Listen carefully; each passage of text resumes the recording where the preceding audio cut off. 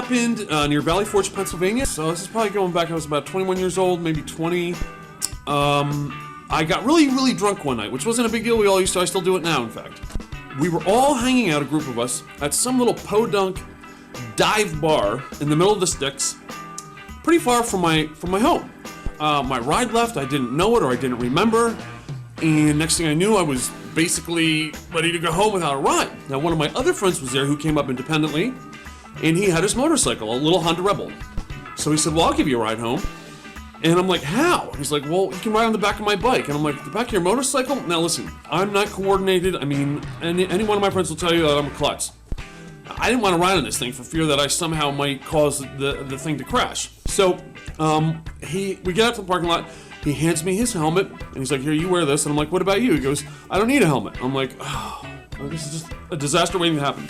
So I get on the back of his Honda Rebel. He goes to pull out of the bar. It's a Friday night, probably around 1 a.m. He says, just before he pulls out onto the main artery, the road there, he says, okay, no sudden moves or turns. Hang with me, no sudden moves or turns. I'm like, okay. He got me back to my automobile, which was parked in front of a 7-Eleven, and my car was uninspected.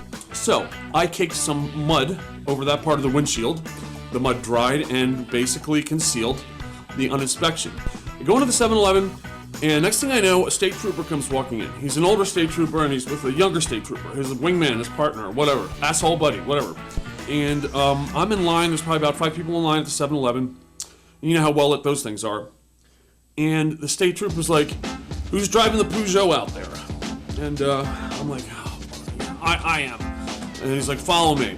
And my cat wants to say hi. So, she's old. She's 19. So anyway, I follow him out, and he had cleared the mud off of my car and exposed the invalid inspection. And he said, one of the first things he said to me was, this shit never works. And I'm like, yeah, okay. And he basically cut me a huge break. He said, you know, I know you've been drinking. I want you to stay here for at least an hour. Get something to eat, something to drink, get some coffee.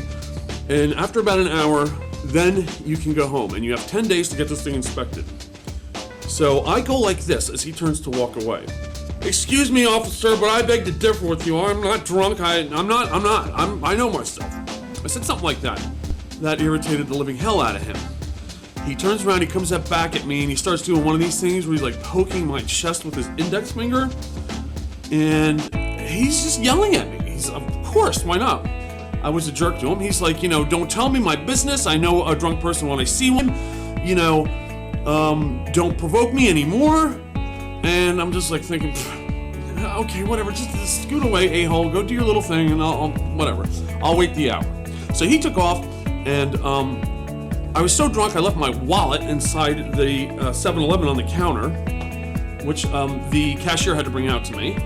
And I waited like 5 minutes maybe, and then took off. I was like, I'm not waiting an hour, screw this. I got about 1,000 feet down the road when another cop pulled me over. This was a local policeman. And as soon as those lights came on behind me in my rearview mirror, I knew what it was about. So I pull over, actually, maybe ironically. I opened the window on my Peugeot, like I cracked it like about an inch. This officer comes up to me, and I kid you not, this is the first thing he says to me. He's like, you stupid asshole, you just had to drive, didn't you, you dumb shit? And I'm like, oh, brother. So I get out of the car, and I think he definitely put me in cuffs. I just don't know when.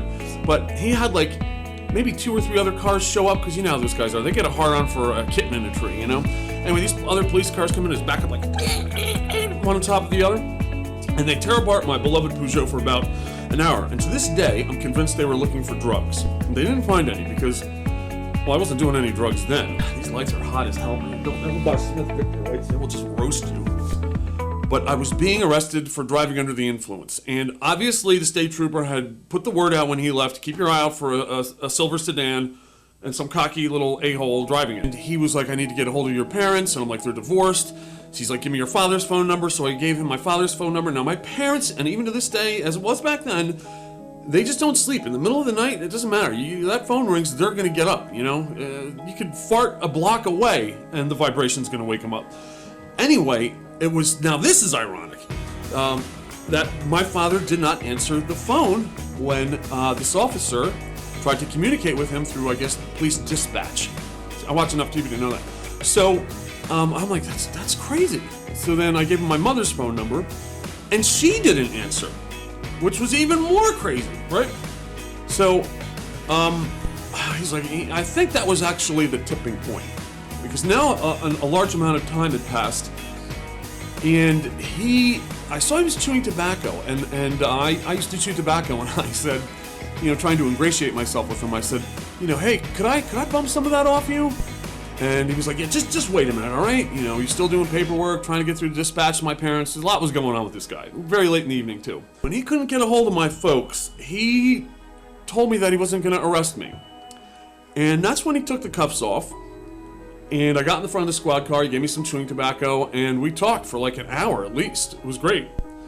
And when it was time to go, he said, look, I'm going to leave. Now this time, if I tell you to wait an hour, like the other policeman did, are you going to wait? And I said, yes, I am going to wait. So he left and I didn't wait. I actually called my mother and she answered the phone. And I got out of, that's my little, story about cocking off to a state trooper. Chris used to lift weights with those guys, actually. Chris used to lift at the YMCA, and it turns out all the cops used to go there and lift weights, and I found out later on, the officer who let me go in the end there, basically was a little pissed off at the state trooper, was older and getting ready to retire in a few days. And he just didn't feel like dealing with a DUI and the paperwork associated with it. He just didn't feel like dealing with the legal morass and all the other things he had to do. So that's why he let me go. And I think the local cop, well, I know that the local cop felt as though the state trooper was pawning off on him, shirking his responsibilities. And the local guy, the officer whose name I won't reveal, said, basically, I'm not dealing with your crap. You clean up your own mess. So that's kind of another reason why I got off. Then I'm convinced also that they didn't find any drugs. So now if this whole thing were to happen today, I'd still be in prison.